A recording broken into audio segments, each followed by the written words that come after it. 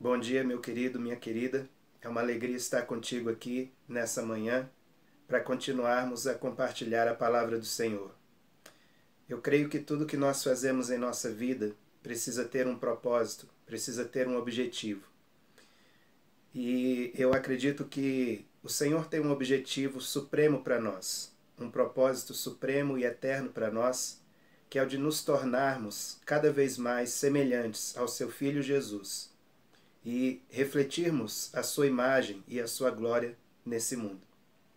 E quando ele nos chama para sermos avivados pela sua palavra, o que o Espírito Santo procura realizar em nós nada mais é do que remover aquilo que é natural, aquilo que é do homem, aquilo que impede a plena manifestação da sua pessoa e da sua presença em nossa vida.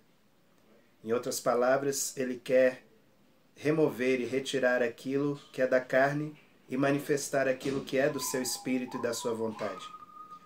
E é por isso que hoje nós estamos aqui dando continuidade a essa ministração e nós vamos fazer como temos feito. Vamos ler o texto, responder o texto e orarmos sobre o texto, nesse avivamento pela palavra. O tema da ministração de hoje é humilhação e avivamento. E o versículo que eu quero compartilhar do Salmo 119 é o versículo 25, que eu vou ler para você. Diz assim: A minha alma está pegada ao pó, vivifica-me segundo a tua palavra. Quando o salmista escrevia essa expressão, a minha alma está pegada ao pó, era uma expressão de intenso quebrantamento, era uma expressão de intensa dor e lamentação pelo seu pecado.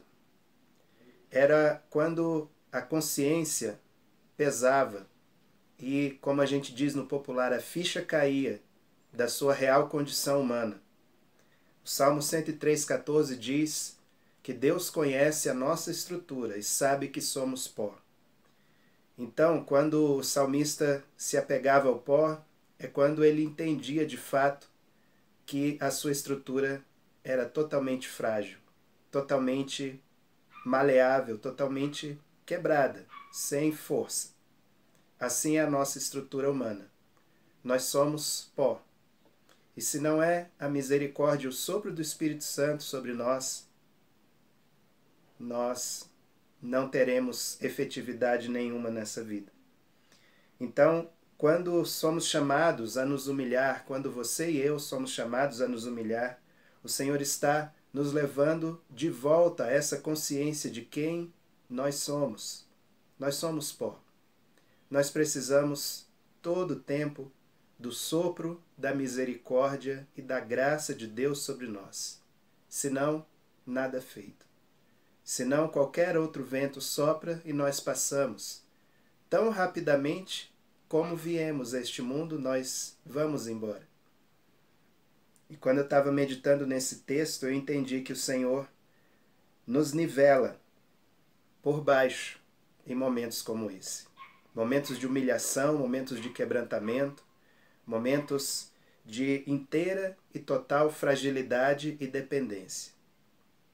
E nesse contexto de humilhação, faz parte desse contexto o jejum, a tristeza que leva ao arrependimento e à confissão de pecados. São três elementos que fazem parte dessa humilhação diante de Deus: o jejum, a tristeza que leva ao arrependimento e à confissão de pecados. O Senhor não nos humilha no sentido de nos espezinhar, de jogar algo na cara, de nos acusar. Quando o Senhor mostra a nossa realidade, a nossa estrutura e as nossas misérias, Ele quer que a gente se arrependa delas.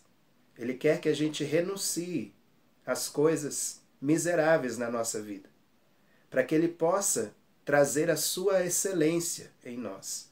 A excelência dele em nós é Cristo em nós, esperança da glória. Para que a glória habite, para que a glória se manifeste, o que não é glória, o que não é Jesus, precisa sair da nossa vida.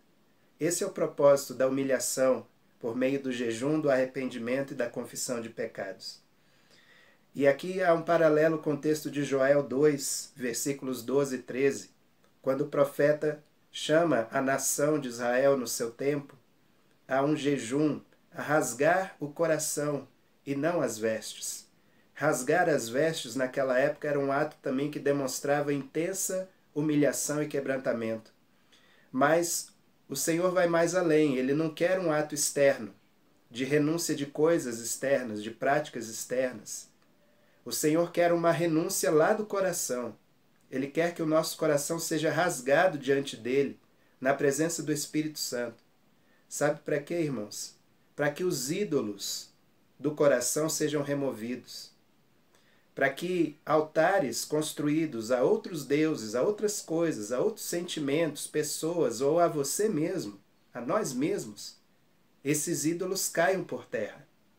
Para que o nosso coração seja realmente, totalmente integrado e governado por ele.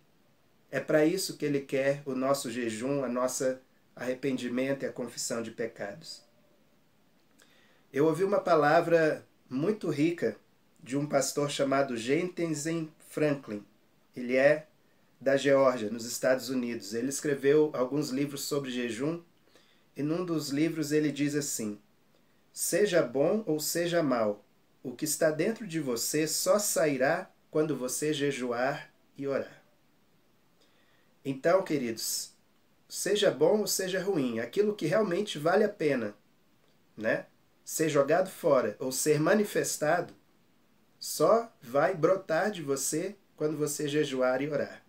Então o jejum serve para isso, para ir cavando mais fundo na nossa alma, no nosso espírito, removendo esses ídolos, jogando fora esses ídolos do coração, jogando fora essas coisas ruins. Aí aquilo que há de bom em você, que na verdade foi o Senhor que deu, isso vai se manifestar.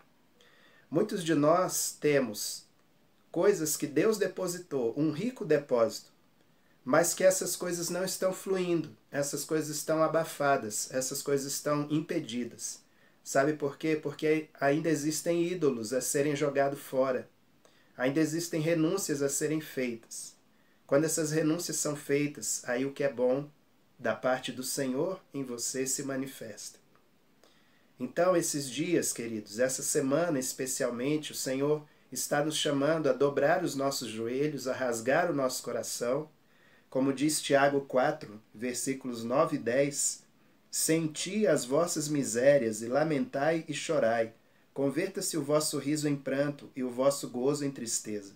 Humilhai-vos perante o Senhor e ele vos exaltará. Aleluia. Muitos de nós queremos a alegria e a euforia do Pentecostes, o carisma do Pentecostes, o fogo do Pentecostes, sem passarmos pela morte, renúncia da cruz. Pentecostes sem cruz é vazio, é barulho. Nós precisamos passar pela cruz. E hoje, nessa semana, nós estamos na reta final de rememorarmos a morte sacrificial de Jesus por nós. É hora de olharmos novamente para a cruz, como pessoas, como discípulos de Jesus. E eu digo até como nação brasileira, é hora de olharmos para a cruz. É hora de ficarmos em casa e olharmos para a cruz. É hora de confessarmos pecados em primeira pessoa, por você, pela tua casa e até pelos incrédulos deste país e deste mundo. É hora de clamarmos misericórdia do Senhor, porque a misericórdia triunfa sobre o juízo. Então, queridos, é hora de nos arrependermos de ídolos do coração. Eu tenho me incomodado nesses últimos tempos por um ídolo que eu tenho identificado muito claro, que está espalhado, disseminado na nossa sociedade. Nós somos um povo de lábios impuros e habitamos no meio de um povo de impuros lábios. Nós somos homens e mulheres que perdemos a capacidade do diálogo, perdemos a capacidade do elogio, perdemos a palavra branda que desvia o furor. Muitos cristãos têm entrado numa espiral de agressividade, de violência, de palavras destemperadas e mal ditas, que tem transtornado a vida de muita gente. Onde está a mansidão de Cristo? Onde está o caráter de Jesus, daquele que não erguia sua voz nas praças, não apagava o pavio que fumega e nem terminava de quebrar a cana? Então, queridos, nós precisamos nos arrepender das palavras malditas. Nós precisamos nos arrepender da violência. Nós precisamos voltar a construir pontes entre as pessoas, na nossa nação, na nossa sociedade, dentro das nossas igrejas mesmo. Muitos relacionamentos rompidos, quebrados, isso dói ao coração de Deus. O Senhor quer curar a sua igreja nesses dias. Curar as pessoas de enfermidades é um ganho, é algo a mais. Mas o que o Senhor quer realmente nessa humilhação para avivamento é curar a sua igreja. É curar os relacionamentos, os vínculos da sua igreja. É curar a igreja e remover os ídolos, tirar os altares edificados a outros deuses. Porque outros deuses, outros nomes, outras pessoas têm drenado a atenção, os louvores e as esperanças da igreja nesses dias. Isso não é de hoje, isso já faz algum tempo. Outros nomes têm sido aclamados nas nossas reuniões, e o Senhor não se agrada disso. O mandamento do Senhor continua vigente. Somente ao teu Deus adorarás e só a Ele servirás. Muitos cristãos hoje têm largado ou esfriado da sua adoração a Deus porque têm adorado ídolos. E eu quero te dizer uma coisa, o ídolo, ele nunca vem sozinho. Junto com a idolatria, vem a iniquidade, vem a prostituição, vem o destempero moral, vem toda uma série de pecados associados à idolatria que jogam para baixo a vida espiritual do povo de Deus. Então, queridos, é tempo de arrependimento. Arrependimento profundo, arrependimento genuíno, é tempo de retorno profundo à palavra de Deus, para que busquemos essa semelhança de Cristo mais profundamente em nossa vida nesses dias. Eu falo isso com muito amor, com muita graça do Senhor, porque não falo de algo que eu não tenho experimentado. Eu tenho sido confrontado, eu fui confrontado quando o Senhor me deu essa palavra, alguns anos atrás, estou sendo novamente confrontado hoje, porque o Senhor quer gerar na minha vida essa semelhança de Cristo. E Ele quer fazer isso na tua vida também. Então, por isso, essa palavra. Vamos responder esse texto. Eu preciso me humilhar diante de Deus, com jejum, confissão de pecados, arrependimento e lágrimas. Nós precisamos de homens que choram nos dias de hoje. Nós temos um luto recolhido de milhares de pessoas. Nós precisamos de homens que chorem com os que choram, que se compadeçam, que visitem, que ajudem a curar e a curtir esse luto junto com as pessoas. Nós precisamos de consoladores, pessoas semelhantes ao Espírito Santo Consolador e cheias desse Espírito para consolar os que estão sofrendo. Talvez você que está me ouvindo, você mesmo esteja precisando desse consolo. E eu declaro sobre a tua vida esse revestimento do Espírito Santo, essa presença viva e real do Espírito Santo sobre a tua vida neste momento, consolando, trazendo um bálsamo, um óleo de cura sobre o teu coração nesta hora, em nome de Jesus. Então, queridos, nós precisamos disso. Precisamos nos apegar a este pó até que ele nos reavive. Amém, queridos? Então vamos orar nesta hora em nome de Jesus. Feche os teus olhos, abra e rasgue o teu coração diante de Deus e vamos clamar pela sua misericórdia.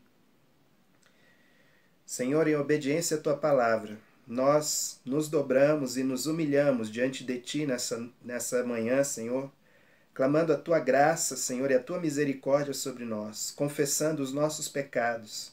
Deus, temos erguido altares e ídolos dentro dos nossos corações, mas nesta hora nós renunciamos, ó Pai, a toda idolatria, Senhor, a todo culto, Senhor, que drena, Senhor, a nossa adoração, a força da nossa adoração.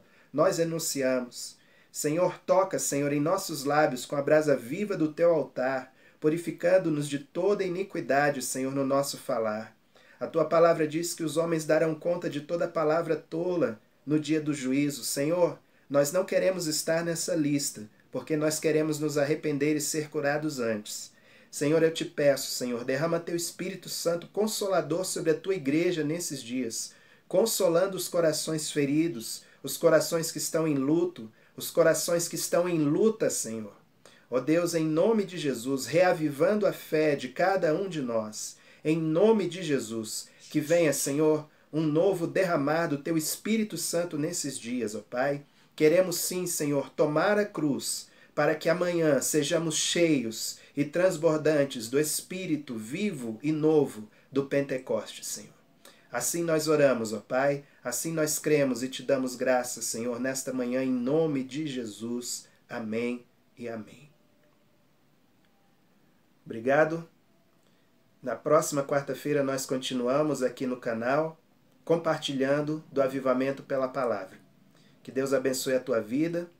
Compartilhe essa palavra, curta, comente, se inscreva no canal, ative o seu sininho lá, seu sinalizador, e que a palavra de Deus possa ser espalhada.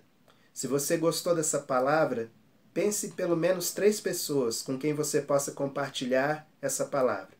E que Deus te abençoe com uma semana rica, cheia de graça, cheia de vitória, cheia de quebrantamento e de avivamento na presença do Senhor.